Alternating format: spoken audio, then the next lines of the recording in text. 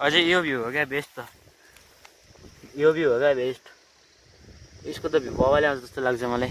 बाबाले आउँछ है त ल।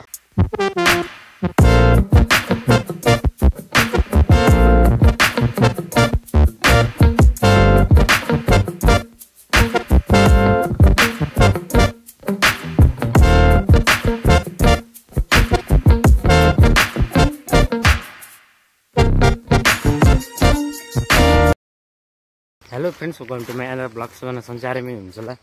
म पनि एकदम सञ्चारमै छु अनि म अहिले जाँदैछु फिलहाल मामा घर। दसैँमा टिका लगाएपछि मामाबाट जानु पऱ्यो नि होइन। टक्क लगाएर मामाबाट जाने एउटा चलनै हो नि त पहिलेदेखिको। त्यही भएर अहिले चाहिँ म मामाबाट जाँदैछु। हिलोले पानीले डुबाए साथीभाइहरू एकदम। त्यही भएर जाँदैछु म धेरै पछि। म चाहिँ अहिले आधीबाट आइपुगेँ मामाबाट जाने होइन साथीभाइहरू। एकदम थकै लगाइरहेको हिँड्दाखेरि अलिअलि हिँड्नु पर्दो रहेछ नि। यहाँ लाङटाङ भ्याली चाहिँ बबाल जस्तो रहेछ। लाङटाङ भ्याली होइन, लाङटाङको मेन पिक क्या माथिपट्टि जस लाङटाङको जुन हिमाल त्यतिर नि रसम्म अलि हिउँ परेको चाहिँ बबाल जस्तो रहेछ। दामीलाई भ्यू त अब तपाईँहरू आफै हेर्नु न। भ्यू भ्यू त बबाले छ नि। भ्यू चाहिँ एकदम बबाल छ क्या। अब यो गाउँ भेट्नु पऱ्यो नि त। अनि हेर्नु नि बाटोमा हिँड्दा शान्तिनी यस्तो झर्नासर्ना देखिन पाइन्छ क्या राम्रोसँग। शान्तिनी यस्तो झर्नाहरू। अनि यस अहिले चाहिँ किन हिजो दिनभरि पानी पऱ्यो नि त। झन्डै 24 घन्टा 25 घन्टा जति बढी पानी पऱ्यो। सब पहिरोहरू नि यहाँ गएको पहिरो होइन, यहाँ गएको सबतिर पहिरो गएको क्या। त्यो अस्तिको पानीले अलिअलि जोइमा आएर यस्तो बाटो चाहिँ हिँड्दैन नहिँडेको राम्रो। तर लाङटाङ भ्याली बबाल थियो साथीभाइहरू। यो हो लाङटाङ भ्याली ठ्याक्कै यहाँनिर देखेको क्या।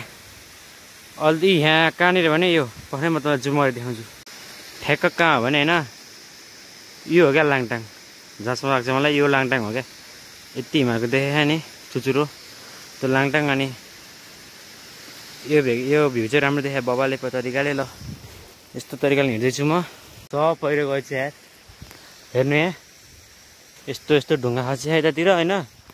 हिजोको यो पुरै पानीले होला क्या। अनि मासतिर यस्तो तरिकाले पुरै ढुङ्गाहरू खसी चाहिँ यस्तो भएछ।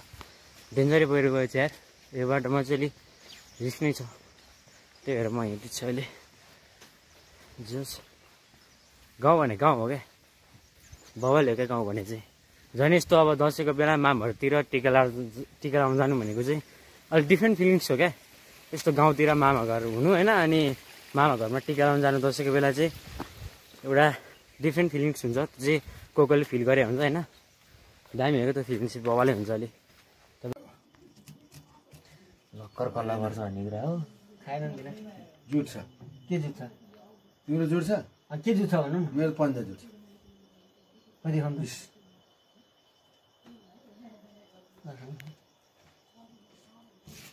नै पैसा नि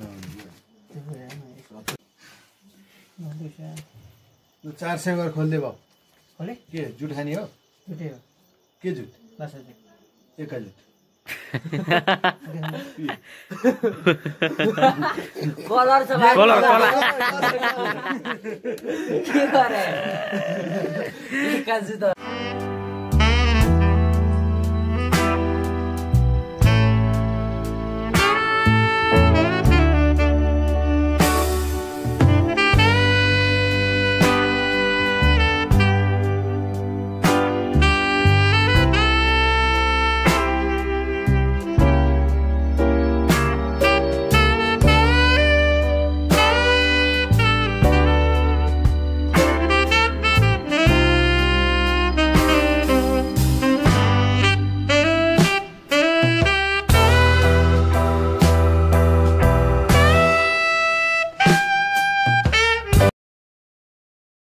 र साथीभाइहरू हामी जानु लाग्दैछ यहाँ डाँडातिर होइन। यो डाँडामा चाहिँ हामी पहिल्यै आएको थियौँ क्या। यो वर्षभन्दा ठ्याक्क पहिला वर्षको दसैँमा नि आएको थियौँ। अनि यो वर्ष नि आज चाहिँ हाम्रो मुख्य उद्देश्य भनेको सनसेट देख्नु पऱ्यो। डुब्न लागिसक्यो घाम तर दसैँ हुने हाम्रो सनसेट देख्नु पऱ्यो क्या। अनि मैले चाहिँ माहरू आएर यो ऊहरू किन खिच्न पाएन। टिका लगाएको त्यस्तै भयो क्या। अब हतार टिका चिका लगाएर त्यही भने खिच्नै पाइनँ क्या। तर अलिअलि अब यसो घुम्नु गयौँ हामी आज। जहाँदेखि भनौँ न पहिला गएको ठाउँमा हामी जे होस् यहाँ आएपछि मामाहरू आएपछि चाहिँ एउटा ठाउँमा चाहिँ जान्छौँ कि यसरी। पहिला पालि वर्ष दसैँमा नि म त्यहीँ गएको थिएँ। यसपालि दसैँमा हामी त्यहीँ जाँदैछौँ। बाटो त पुरै जङ्गलै हो होइन। खत्तम छ बाटो त। ल साथीभाइहरू अब हामी चाहिँ यहाँ सनसेट हेर्न आएको, सनसेट नै भइसक्यो।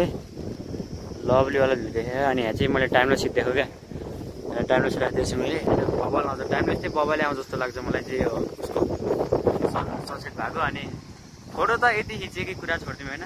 फोटो त कति कति फोटो भइहाल्छ खिच्यो फोटो। बबल जस्ट यहाँलाई भ्यू चाहिँ राम्रो देख्छ क्या। ल हेरौँ न यो डाँडा टपबाट होइन, आम्बो सुक्खा अनि अझै यो भ्यू हो क्या बेस्ट त। यो भ्यू हो क्या बेस्ट। यसको त भ्यू बबाले आउँछ जस्तो लाग्छ मलाई, बबाले आउँछ है त।